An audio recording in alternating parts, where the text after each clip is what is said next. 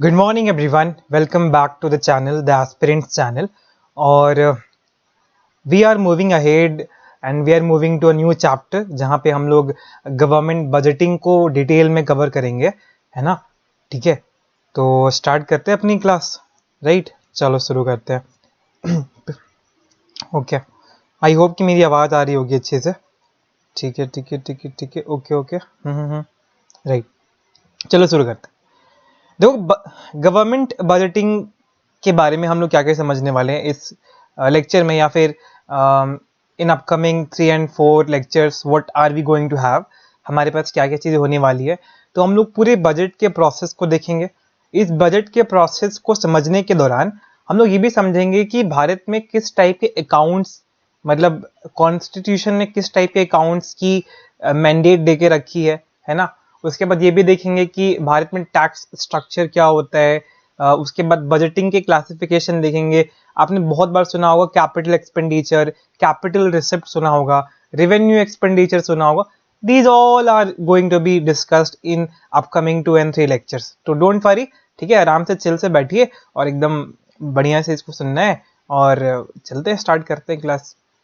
देखो, बजट क्या है ना? बजट आपके इनकम का, आपके एक्सपेंडिचर का एक एस्टिमेट है। आप जो बजट बनाते हो, जैसे आप मंथ मान लो कि मार्च के लिए जब बजट बनाते हो, तो उस केस में आप ये एक एक्सपेक्टेड कर रहे हो कि आपका इनकम इतना होने वाला है और उसके बेसिस पे आपका एक्सपेंडिचर इतना होने वाला है। या फिर कभी कभी आप एक्सपेंडिचर दिखा देते हो कि इतना हो सकता है एक्सपेंडिचर, और जो इनकम होता है वो आप दिखाते हो। यानी कि एक्सपेक्टेशन के बेसिस पे एक एस्टिमेट है कि आपके फ्यूचर टाइम के लिए क्या होने वाली है आपकी इनकम और एक्सपेंडिचर। तो भारत सरकार की किसी भी फाइनेंशियल ईयर में, जैसे आपको पता होगा कि भारत सरकार या हमारे देश में जो फाइनेंशियल ईयर है वो क्या है, वो एक्चुअली में कितना से कितना होता है। इट्स अ 1st of अप्रैल से लेके 31st of मार्च, ये होता है ना फाइनेंशियल ईयर। हाँ जी, तो उस फाइनेंशियल ईयर में जो एस्टिमेट एक्सपेंडिचर या रिसिप्ट होगा गवर्नमेंट ऑफ इंडिया का, वही है आपका बजट। तो अगर आप क्वेश्चन पूछोगे कि क्या ये जो बजट है हमारे संविधान में कहीं मेंशन्ड है क्या, ये टर्म कहीं मेंशन्ड है? नहीं। देखो, ये बजट जो टर्म है ना, वो संविधान के कॉन्स्टिट्यूशन के किसी भी चैप्टर में मेंशन्ड ही नहीं है। तो क्या मेंशन्ड है? It is annual financial statement. क्या मेंशन है भाई? क्या बोलोगे आप लोग? एनुअल फाइनेंशियल स्टेटमेंट का जिक्र है कि वार्षिक तौर पे जो आपके फाइनेंशियल स्टेटमेंट है उसको हम यहाँ पे बजट की कैटेगरी में डालते हैं। ठीक है, ये चीज क्लियर हो गया? हाँ जी, ओके, चलो आगे बढ़ते हैं। अब देखिए, भारत का जो संविधान है, आर्टिकल 265 ऑफ द कॉन्स्टिट्यूशन, ये कहता है अगर आपको टैक्स लगाना है तो बिना आप लॉ के अथॉरिटी के टैक्स भी नहीं लगा सकते। ऐसा नहीं है कि आपका मन किया कि आज आप टैक्स बढ़ाना चाहते हो, आज आप टैक्स बढ़ा दिए, कल टैक्स घटाना चाहते हो, आपने टैक्स घटा दिया। नहीं भाई, आपको पूरा एक रूल ऑफ लॉ फॉलो करना पड़ेगा। एक लॉ की जो प्रोसेस है उसको फॉलो करनी पड़ेगी। ये कौन कहता है? ये आर्टिकल 265 ऑफ द कॉन्स्टिट्यूशन कहता है। फिर एक और चीज है, आर्टिकल 266 भी हमारे पास है। वो क्या कहता है? वो ये कहता है कि यार देखो, जो एक्सपेंडिचर है ना, वो भी आप बिना, ऐसा नहीं कि जो मन में आ रहा आप खर्चा कर दोगे, आपको उसकी भी परमिशन लेनी पड़ेगी। खर्चा करने के लिए भी परमिशन लेना पड़ेगा। किससे लोगे? कौन है सुप्रीम भारत में? कॉन्स्टिट्यूशन तो सुप्रीम है, लेकिन उसके साथ साथ हमारे लोग भी सुप्रीम है। अब लोग को रिप्रेजेंट कौन करता है? लोकसभा करती है ना? तो बिना लेजिस्लेचर के ऑथराइजेशन के आप एक्सपेंडिचर भी नहीं कर सकते। इतनी कॉन्स्टिट्यूशन ने हमारे भारत में यहाँ पे लगाम लगा के रखी है। ठीक है, तो गवर्नमेंट जो है वो अप्रूवल लेती है पार्लियामेंट से, चाहे वो टैक्स को लाना हो, टैक्स में स्लैब में चेंजेस करना हो, उसके लिए वो क्या करती है? एक फाइनेंशियल बिल लाती है। यानी कि फाइनेंशियल बिल के थ्रू गवर्नमेंट टैक्स में चेंजेस कर सकती है। दूसरा, अगर उसे एक्सपेंडिचर करना है तो उसके लिए वो एक एप्रोप्रिएशन बिल लाती है। समझ में आ रहा है? यानी कि बजट, पहला चीज, ये शब्द आपकी कॉन्स्टिट्यूशन में जिक्र नहीं है। क्या है? एनुअल फाइनेंशियल स्टेटमेंट है ना? उसके बाद अगर आपको बजट के अंदर रिसिप्ट लाना है, यानी कि टैक्स के स्लैब में चेंज करना है, तो आपको फाइनेंस बिल लाना पड़ेगा, जो कि भारत के आर्टिकल 110 के अंदर आता है। आर्टिकल 110, ये याद रखिएगा। दूसरा एक्सपेंडिचर है, यानी कि उसको करने के लिए आपको अगेन लेजिस्लेचर से अप्रूवल चाहिए। उसके लिए भी आप बिल लेके आओगे। वो कौन सी बिल कहलाती है? It's appropriation bill. कॉन्स्टिट्यूशन के आर्टिकल 114 में इसका जिक्र है। मूविंग अहेड, बजट बनाता कौन है बजट? देखो यहाँ पे कौन बनाता है, ये बहुत इंपॉर्टेंट है, कभी भी आ सकता है कि बजट एक बजट डिवीजन है आपके मिनिस्ट्री ऑफ फाइनेंस के अंदर, जो कि डिपार्टमेंट ऑफ इकोनॉमिक अफेयर के अंदर काम करता है, ठीक है। साथ ही साथ जो भी बजट निकाला जाता है उसमें 3 फिगर्स जनरली डिस्कस किए जाते हैं। पहला कि नेक्स्ट जो आपका फाइनेंशियल ईयर है 2023-24, ये तो उस टाइम का है। मान लो कि अभी हमें इस साल को जो बजट आया 2025-26 का जो बजट आया, ठीक है, जो अभी हमने 1 फैब को देखा, इसके पर्सपेक्टिव से समझने की कोशिश करते हैं। तो यहाँ पे जब भी बजट आएगा उसमें 3 चीजों का डिस्कशन होगा। पहला कि 2025-26 का बजट एस्टिमेट क्या है, नेक्स्ट जो अभी हमें पता नहीं है इसलिए फ्यूचर का प्रेडिक्शन कर रहे हैं, ठीक है। उसके बाद हम ये देखते हैं कि जो लास्ट ईयर रहा यानी कि 2024-25 में जो हमने खर्चा किया है या जो हमने एस्टिमेट चीजें करी थी उसको रिवाइज करेंगे कि कितना चीजें हुई हैं, यानी कि एक रिवाइज्ड एस्टिमेट निकाला जाता है। और साथ ही साथ उस साल से पहले भी यानी कि 2023 और 24 के एक्चुअल फिगर कितना है, तो पहले में हम प्रेडिक्शन कर रहे हैं, दूसरे में हम एक रिवाइज एस्टिमेट कर रहे हैं, ये भी अभी एक्यूरेट नहीं है बट रिवाइज किया गया है। और 23-24 में हम लोग क्या करते हैं, इसका एक्चुअल फिगर निकालते हैं, ठीक है। समझ में आ रहा है? चलो आगे बढ़ते हैं। अब देखिए बजट के टाइप्स होते हैं। एक होता है फुल बजट, जो आपको भी पता है कि अगर मान लो कि सरकार वो इलेक्शन का साल नहीं है, जैसे अगर इस साल सरकार बनी, लास्ट ईयर सरकार का क्रिएशन हुआ था, फॉर्मेशन हुआ था, तो इस साल जो बजट आया वो फुल बजट था, क्योंकि यहाँ पे जो है उसने बजट बनाया है पूरे साल के लिए बनाया है, क्योंकि उसे पता है कि इस साल इलेक्शन नहीं होने वाला है। लेकिन व्हाट इफ अगर ऐसा साल आ जाता है जहां पे सरकार इज नॉट वेरी श्योर कि उस साल जब इलेक्शन होएगा तो क्या वो नेक्स्ट टाइम इलेक्शन के, क्योंकि आपको ही पता है कि भारत में जो जनरली इलेक्शन होता है वो जून के आसपास होता है ना, जून जुलाई के आसपास होते हैं, और आपको बजट लाना होता है फैब के आसपास लाना होता है, फरवरी के आसपास लाना होता है। तो ये जो बजट आप लाते हो वो जनरली 1 साल के लिए लेके आते हो, लेकिन आप श्योर ही नहीं हो कि आप जून जुलाई के बाद से फिर से पावर में रहोगे या नहीं रहोगे, तो आप जो एस्टिमेट बनाते हो वो पूरे साल के लिए एस्टिमेट नहीं बनाते हो, ठीक है। ये बात तो ठीक है कि आपके मन में है कि आपको लग रहा है कि आ सकते हो नहीं आ सकते हो, लेकिन फिर भी यहाँ पे आप 1 साल का पूरा बजट नहीं बनाते हो, वो एक पार्ट ऑफ द ईयर का बजट एस्टिमेट करते हो, उसे हम इंटरिम बजट बोलते हैं, ठीक है। समझ में आ रहा है? हाँ चलो। तो मतलब ऐसा नहीं है कि आपको एक इंटरिम बजट बनाना ही है, आप उस साल के लिए भी पूरा बजट बना सकते हो, लेकिन जनरली सरकारें टू मिनिमाइज द रिस्क वो ट्राई करती हैं कि वो पूरा इस साल का बजट ना बनाए और generally a part of the year का ही बजट बनाए। ओके, बढ़े आगे, चलो। ओके, अब यहां तक तो ठीक हो गया, लेकिन मान लो कि आपने 1 फरवरी को बजट पेश कर दिया देश में, और अब बजट पेश करोगे वहां पे एक पूरा प्रोसेस है जहां से पार्लियामेंट से ऑथराइजेशन आएगा, लोकसभा से ऑथराइजेशन आएगा, वहां पे उनको बिल पास करने में टाइम लगेगा। तो ये जो पूरा प्रोसेस है जहां पे आपको खर्च करने के लिए परमिशन भी चाहिए है ना, पैसा भी चाहिए, इट टेक्स टाइम। अब सरकार को तो पूरे साल काम करना है, इट हैज टू वर्क 24/7, है ना। तो उस केस में वो जो पैसा चाहिए गवर्नमेंट को डे टू डे एक्टिविटीज करने के लिए, वो कहां से आएगा? उस केस में संविधान ने एक मतलब परमिशन देके रखा है लोकसभा को कि भाई एक काम करना आप, अगर आपको लगता है कि जैसे मान लो कि 2 महीने के लिए आपको लगता है कि पूरे प्रोसेस में टाइम लगने वाला है पूरे बजट में, क्योंकि 1 फरवरी से लेकर 31 मार्च टाइम लग ही जाता है ऑलमोस्ट पूरे बजट के इस पूरे प्रोसेस को कंप्लीट करने में। तो ये जो 2 महीने का जो खर्चा है, ये एक आप ना पूरे साल का जो खर्चा होगा उसका 1/6 पार्ट कैलकुलेट करके गवर्नमेंट ऑफ इंडिया को ऑलरेडी आप एडवांस पे कर सकते हैं। तो वोट एन अकाउंट क्या है? वोट एन अकाउंट बेसिकली ये कहता है कि इन केस गवर्नमेंट को अपनी डेली एक्टिविटीज को नीड करने के लिए, फुलफिल करने के लिए अगर पैसा चाहिए, तो through vote an account government basically क्या कर सकती है कि लोकसभा से 2 महीने के लिए इतना पैसा उठा सकती है जिससे इनका काम चल सके, ठीक है। समझ में आ गया? चलो आगे बढ़ते हैं, ठीक है। ये बेसिकली कुछ नहीं, जीरो बजट बजटिंग क्या होता है ये सब बाद में देख लेंगे। अभी देखते हैं कि बजट का प्रोसेस क्या है। ये लक्ष्मीकांत में भी आपको पढ़ना है, बट ठीक है यहाँ पे भी हम लोग डिस्कस कर ले रहे हैं। ओके, देखो बजट प्रेजेंट कैसे किया जाता है। सबसे पहले बजट को प्रेजेंट करने की जो जिम्मेदारी है वो हमारे देश के फाइनेंस मिनिस्टर के पास आती है। ये फाइनेंस मिनिस्टर जो अभी हमारे देश की फाइनेंस मिनिस्टर है, ऑनरेबल श्रीमती निर्मला सीतारमन जी, तो इन्हीं के पास अभी रिस्पॉन्सिबिलिटी है बजट को पेश करने की। कब पेश किया जाता है ये बजट? फरवरी के पहले वर्किंग डे के दिन, और टाइम उतना मेंशन करने का जरूरत है नहीं, ठीक है। तो सबसे पहले वो अपना एक स्पीच देंगी, वो स्पीच के बाद फिर वो राज्यसभा में पेश करेंगी और उसके बाद वो बजट को पेश किया जाता है। ये जो पहला दिन है, मान लो कि 1 तारीख को उन्होंने बजट पेश किया, इस दिन कोई भी डिस्कशन नहीं होता है। जिस दिन देश की प्रधानमंत्री, देश की जो फाइनेंस मिनिस्टर होती हैं वो बजट पेश करती हैं, ठीक है। अब इसमें कौन कौन से बजट में डॉक्यूमेंट्स लाए जाते हैं, क्या क्या इसमें होते हैं, तो एनुअल फाइनेंशियल स्टेटमेंट हो गया, फाइनेंस बिल, हमें अभी देखा कि आर्टिकल 110 के अंदर अगर आपको टैक्स के स्लैब में चेंजेस करना है तो वो करना होता है। एप्रोप्रिएशन बिल भी आपने देखा, जहां पे आप बेसिकली क्या करते हो कि आप चीजें मतलब एक्सपेंडिचर करने के लिए आर्टिकल 114 का यूज करते हो, ठीक है। अब पहला चीज तो हो गया कि आपने पहले दिन देश की फाइनेंस मिनिस्टर ने वहां पे बजट पेश कर दिया।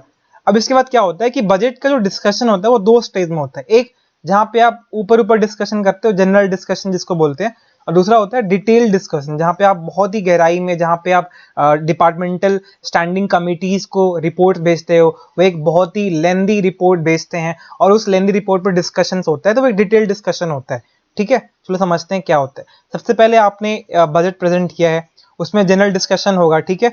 जनरल डिस्कशन होने के बाद हाउस को कुछ दिन के लिए बंद किया जाता है, मतलब एडजॉर्न कर दिया जाता है कि ताकि वहां पे जो क्या हो कि जो जनरल डिस्कशन हुआ उसके बाद हम जो पूरा बजट है वो डिफरेंट डिपार्टमेंटल स्टैंडिंग कमिटीज को भेज देंगे, वहां पे वो अपनी रिपोर्ट्स लेके आएंगे और रिपोर्ट्स के बाद फिर क्या होगा, वहां पे जो जो मिनिस्ट्रीज की जो भी ग्रांट की डिमांड होगी उन पर वोटिंग होगा, उसके बाद ये सारी चीजें होंगी, ठीक है।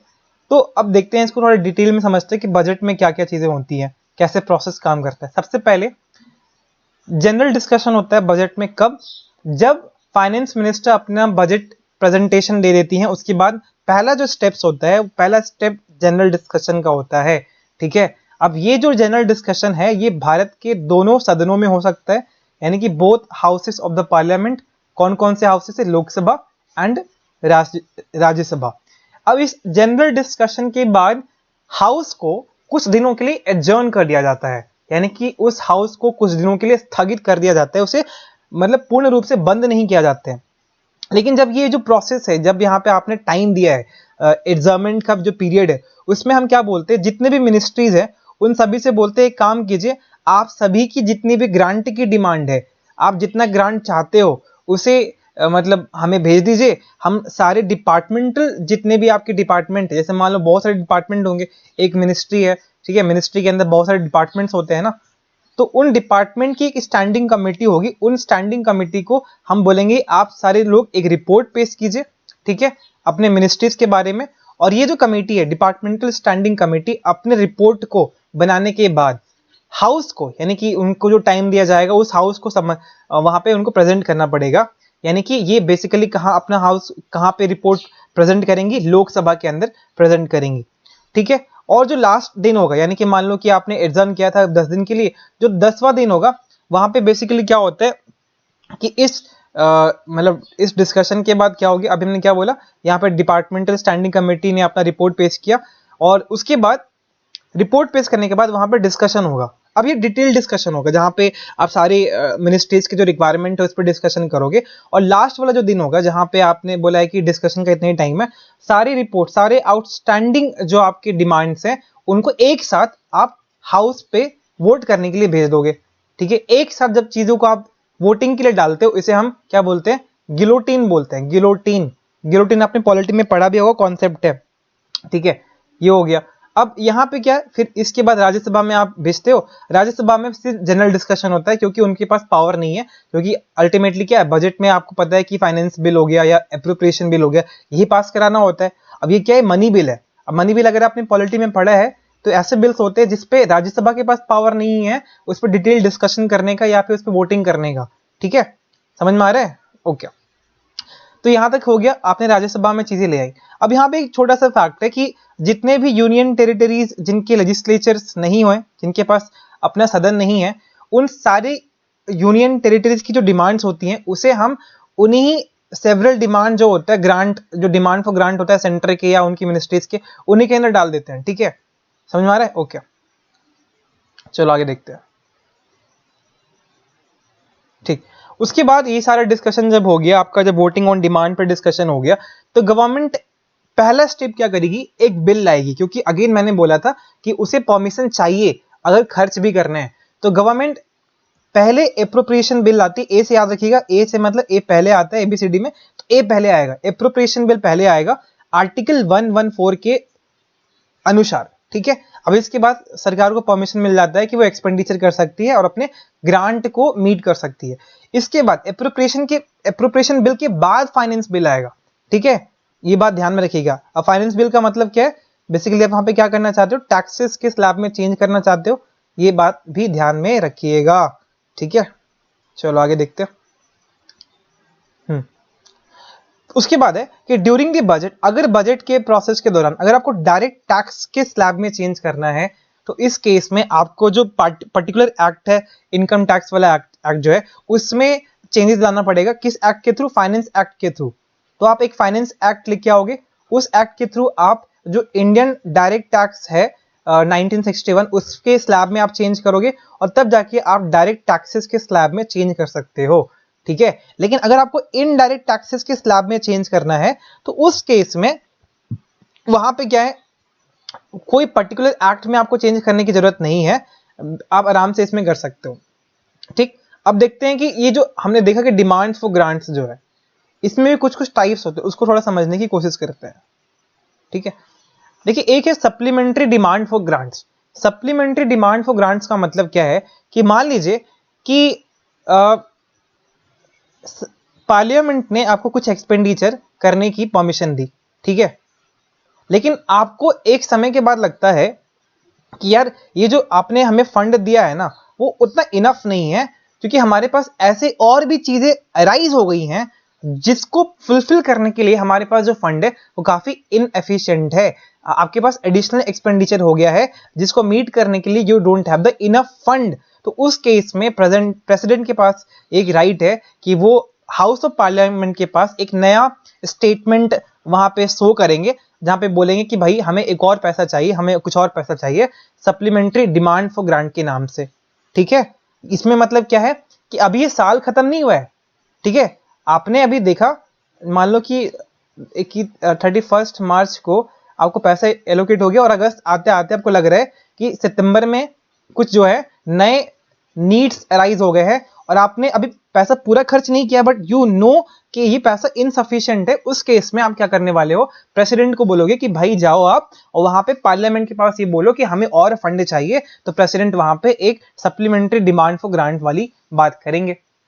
सेकेंड है डिमांड फॉर एक्सेस ग्रांट। अब इसमें क्या है, आपने पैसा खर्च कर दिया, ठीक है, आपने पैसा खर्च कर दिया है, आपको 100 रुपए की परमिशन थी और आपने 120 रुपए खर्च कर दिए, यानी कि आपने एक्सेस अमाउंट खर्च कर दिया है साल के अंत में, क्योंकि आपको पता था कि ऐसे में, जैसे मान लो कि 31 मार्च है और आपने 1 अप्रैल को आपको पैसा एलोकेट हुआ था, आपने 31 मार्च तक एक्सेस पैसा खर्च कर दिया, यानी कि आपका ईयर खत्म हो गया, और आपने जब कैलकुलेट करी चीजें तो आपने एक्सेस अमाउंट ऑफ खर्च किया है।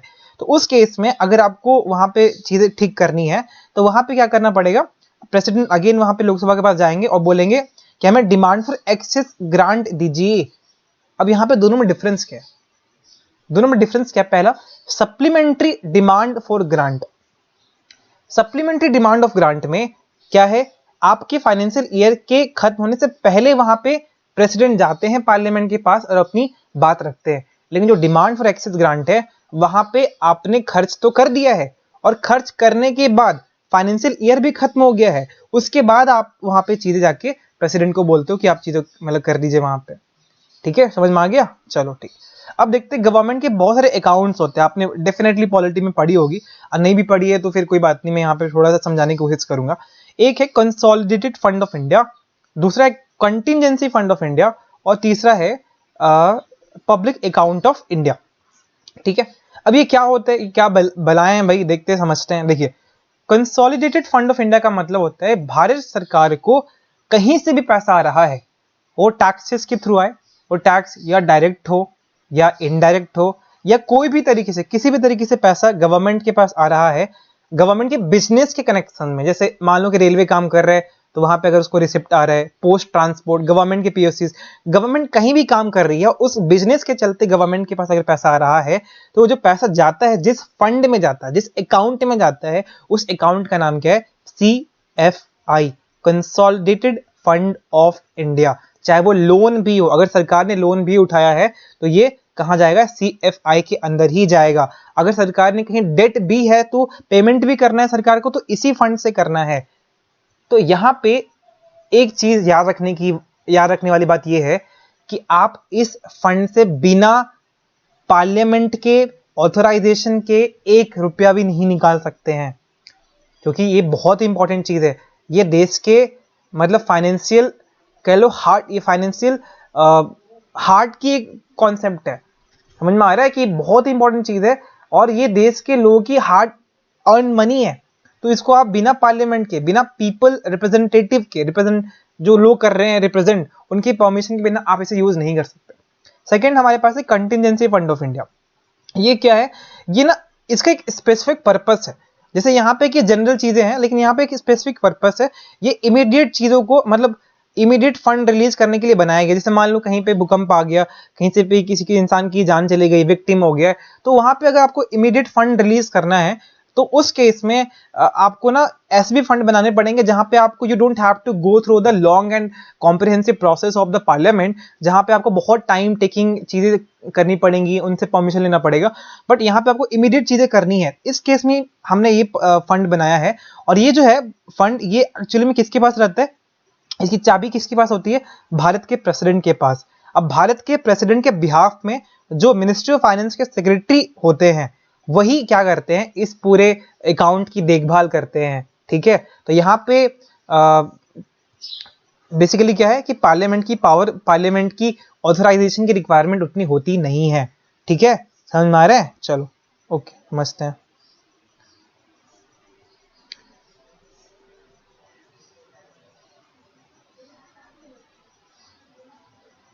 ठीक है, अब एक और यहाँ पे चीज इंपॉर्टेंट है जो शायद मैं मतलब यहाँ पे मेंशन करना भूल गया।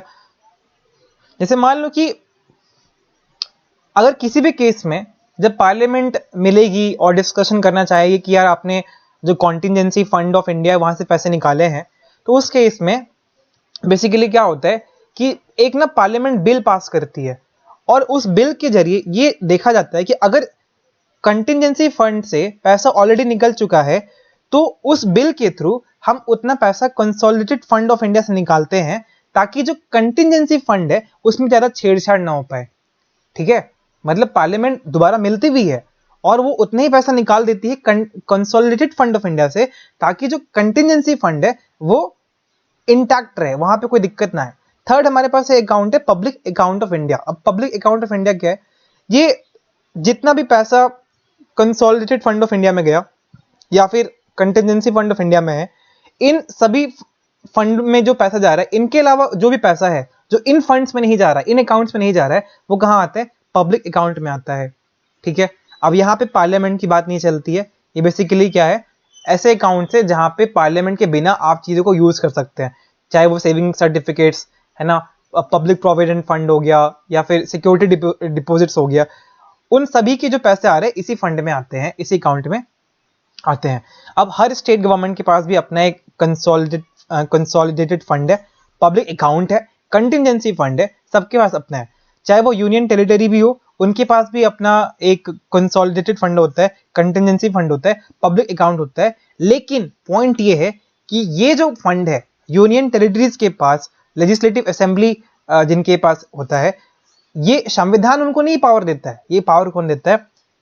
The government of union territories act 1963। ठीक है, तो एक भारत के संविधान ने परमिशन दे रखी सेंटर को और स्टेट को कि आपके पास CFI, contingency fund of India, public account होगा, तीनों होगा। लेकिन यही पावर अगर हम यूनियन टेरिटरीज विथ लेजिस्लेचर को देखें तो कहां से मिलती है उनको? The government of India union territories, sorry, the government of union territories act 1963 के अंदर से। ठीक है, ये बहुत ही इंपॉर्टेंट है। ये सब माइन्यूट डिटेल्स ही आपको बहुत हेल्प करने वाले हैं एग्जाम में फोड़ने के लिए। ठीक है, चलो आई थिंक इतना आज के लिए काफी है। तो thank you so much. This is Nikhil Dubey signing off.